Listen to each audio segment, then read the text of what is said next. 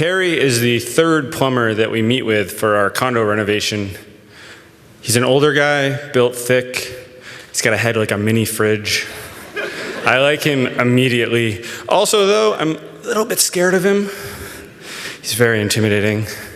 It's okay, though. I figure that our pipes will be far too frightened of him to ever even consider leaking. Terry gives us a quote similar to the other two plumbers, but he also gives us a bit of advice. First, though, he asks us how long we've been married for. Lisa tells him it's been about 9 months. He says, you know, you're not supposed to do a home renovation during your first year of marriage. Home renovation is one of the leading causes of divorce.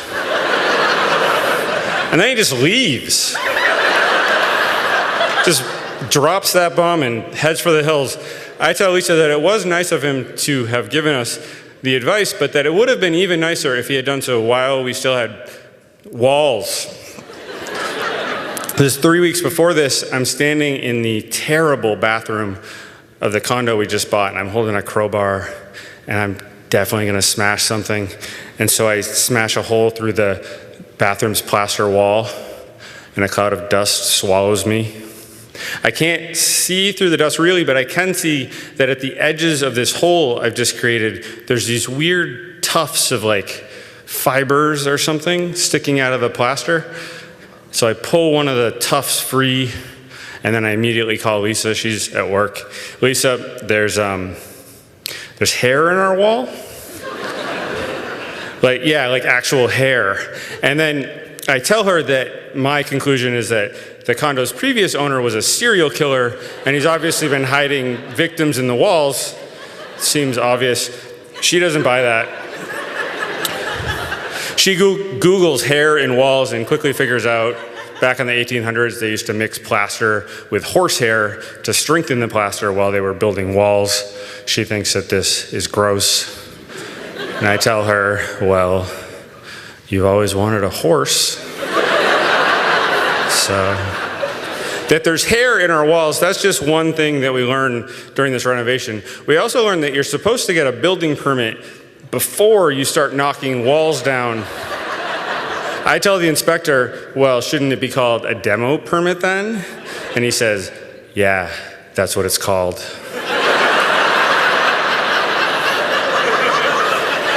We also learned that you're supposed to get something called a certificate of occupancy before you actually live in your condo. This is very inconvenient for us because we already live in our condo, and it is not yet what anyone would describe as worthy of a certificate. Terry looked at us like we were crazy when we said we were going to live there through the whole renovation. We thought he was being a little dramatic, but it turned out he was being correct. 2 months into the renovation, instead of calling our condo a fixer-upper, I've taken to calling it the place where we store our dust.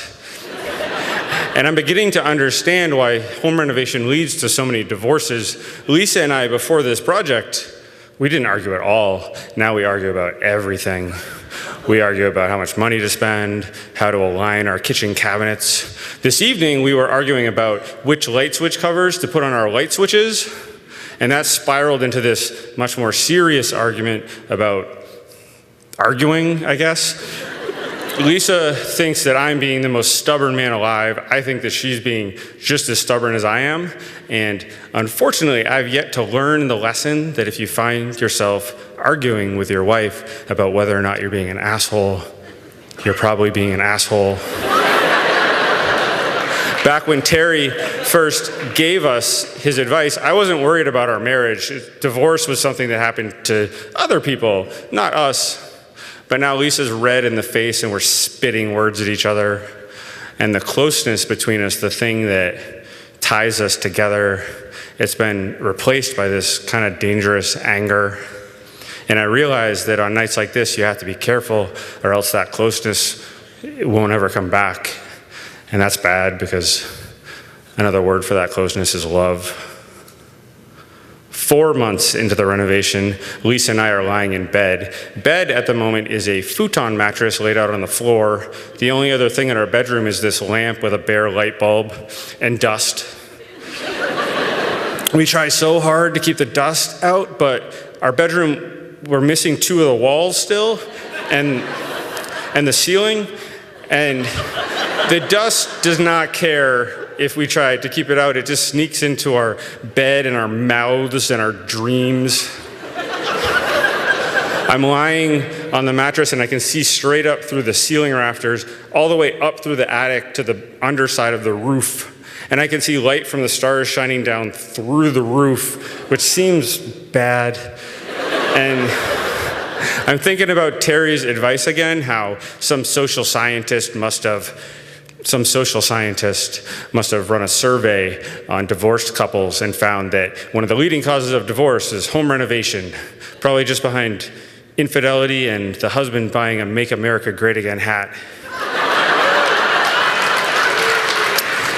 But I'm not scared of this research anymore because Lisa and I, we've been getting along. We've been communicating so much better. We haven't been letting these arguments spiral like they had been. And honestly, the research is about the average couple, and we're not average, we're Lisa and Ben.